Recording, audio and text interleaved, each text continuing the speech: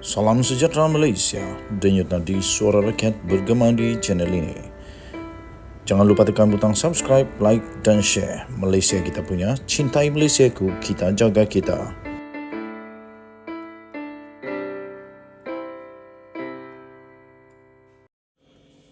Salam sejahtera Malaysia, denyut nadi suara rakyat bergema di channel ini. Hari ini, tuan-tuan dan puan yang dihormati sekalian, 9 Februari 2022. Muhyiddin pasti lebih pening kepala sekarang ini. SPRM nampaknya hanya tinggal tunggu saja. Tunggu masa yang sesuai sahaja untuk buat serbuan kah, tangkapan kah, apakah kita tengoklah. Tapi terbaru ini disahkan bahawa terdapat transaksi yang tidak mengikut peraturan di dalam perolehan dan kos vaksin COVID-19 yang tidak ikut peraturan. Wow! Disahkan oleh Perdana Menteri Malaysia dan Menteri Kewangan Malaysia.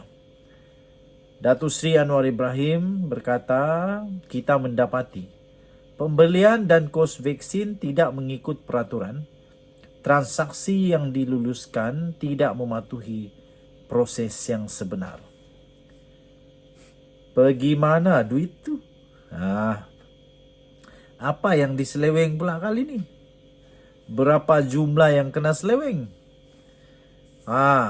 Kementerian Kesihatan akan membentangkan kertas putih mengenai perolehan vaksin COVID-19 dan kos yang berkaitan yang telah dikesan tidak mengikuti peraturan pada sidang parlimen yang akan berlangsung bermula 13 Februari ini.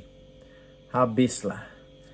Nanti waktu parlimen dibuka semula, akan ada manusia-manusia yang rasa kepanasan di dalam Dewan Rakyat. Jangan pula lari. Perdana Menteri Datuk Seri Anwar Ibrahim berkata, Menteri-menteri yang terlibat dipercayai telah menandatangani pembelian vaksin itu ketika tempoh pandemik bagi tujuan program imunisasi COVID-19 kebangsaan atau PICK tanpa persetujuan Jabatan Peguam Negara. What? Habis. Siapa yang mau jelaskan ini kepada rakyat?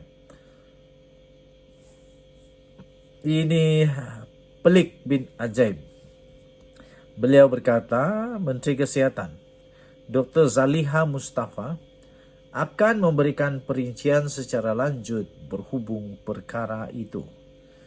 Katanya, kita mendapati pembelian dan vaksin dan kos vaksin tidak mengikuti peraturan transaksi yang diluluskan dan tidak mematuhi proses sebenar. Sebahagian perolehan vaksin itu menimbulkan persoalan berhubung angka dan kos. Dan perkara ini perlu dibentangkan di parlimen, katanya dalam satu sidang akhbar selepas mempengerusikan mesyuarat kabinet di bangunan Perdana Putra di sini pada hari ini. Dan utusan Malaysia telah menyisipkan ini di dalam Twitter mereka. Hasil daripada Twitter itu sangat-sangat jadi heboh seluruh dunia. Dan komen-komen pun luar biasa. Luar biasa sungguh komen-komennya. Antara komen yang telah diberikan daripada SHYNAR, dah jadi PM, tolong selesaikan masalah ekonomi Malaysia. Kesilapan kerajaan terdahulu biarkan pihak berwajib yang selesaikan. Tuding jari saja sampai bila ada sinar ekonomi negara ini. Okey. Kemudian Mr. Andika Purnama kata, kenapa still nak cari salah orang je? Apa idea nak hadapi krisis ekonomi yang bakal datang? Kata Menteri Kewangan terbaik Asia, buktikan. Jangan hanya nak cari kesalahan orang je. Bukan nak cari kesalahan yang ini. Ini supaya ada damage control. Dan supaya nanti lain kali dia tak buat lagi. Supaya orang tak buat lagi. Okey. Apa boleh buat? Itu bukan cari kesalahan, tapi nampaknya kesalahan itu betul-betul ada.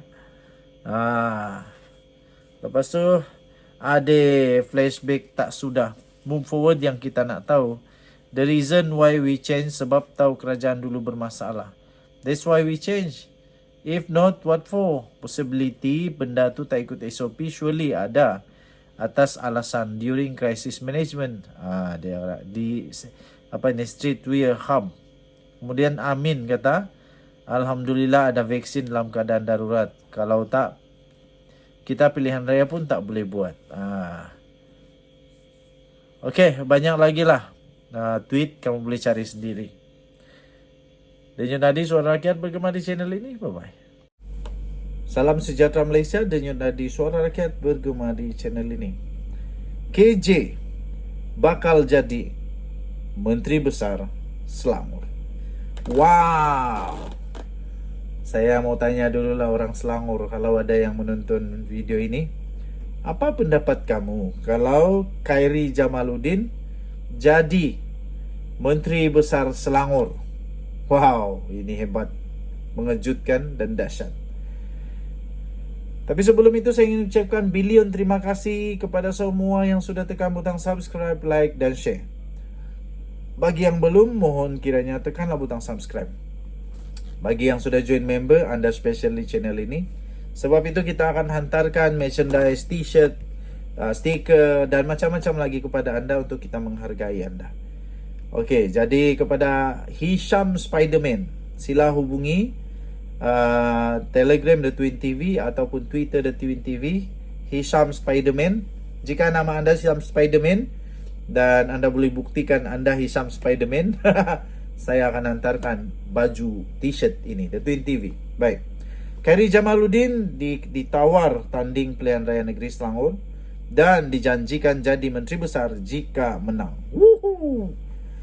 Khairi Jamaluddin dilaporkan mempertimbangkan untuk bertanding di Dewan Undangan Negeri DUN Selangor dan ditawarkan menjadi Menteri Besar sekiranya menang. Lapor daripada The Star. Laporan itu bagaimanapun tidak menyebut mana-mana parti politik tertentu yang dikatakan memberi tawaran itu. Di dalam laporan itu berkata terdapat perbincangan dengan beberapa pihak dan terdapat juga perbincangan mengenai peranan, kata Khairi dalam pertemuan dengan Kelab Concord, kumpulan tidak rasmi pengarang dan wartawan kanan yang diketuai oleh Wong Chun Wai.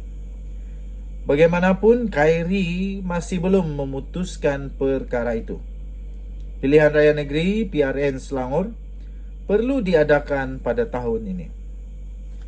Katanya, sekiranya saya membuat keputusan untuk tidak bertanding pada pilihan raya negeri, maka saya akan mempunyai lebih banyak masa untuk memutuskan platform politik yang saya pilih sebagai babak seterusnya dalam perjalanan politik saya, katanya. Tambahnya lagi, jika saya mahu menyertai PRN, saya perlu membuat keputusan dalam beberapa bulan akan datang ke arah mana saya akan pergi, katanya. Khairi Jamaluddin menyifatkan pilihan raya negeri akan datang sebagai satu peluang terbaik, tetapi menjelaskan bahawa dia belum memutuskan sama ada dia sudah bersedia untuk berdepan dengan satu lagi pilihan raya. Selepas pilihan raya umum PRU15 lalu, Khairi tewas di Sungai Buloh. Sebelum ini, dia adalah ahli Parlimen Rembau selama 3 penggal. Dia juga pernah menjadi anggota di kabinet di bawah 3 Perdana Menteri. Walau bagaimanapun, Khairi Jamaluddin telah dipecat daripada UMNO pada 28 Januari yang lalu tanpa sebarang alasan rasmi. Difahamkan dia dipecat ekoran mengkritik kepimpinan parti ketika kempen PRU15. Sementara itu, Khairi berkata dia tidak berhasrat untuk menubuhkan parti baru kerana Malaysia ketika ini agak tepu dengan parti politik. Walaupun ia adalah satu pilihan, ia tidak mungkin, katanya. Okey, jadi apa pendapat kamu dan Yud Nadi, Suara Rakyat bergema di channel ini? Adakah anda setuju, rasa suka atau terkejut atau tak setuju kalau Khairi Jamaluddin jadi Menteri Besar Selangor? Sila tinggalkan komen. Kita jumpa lagi. Bye-bye.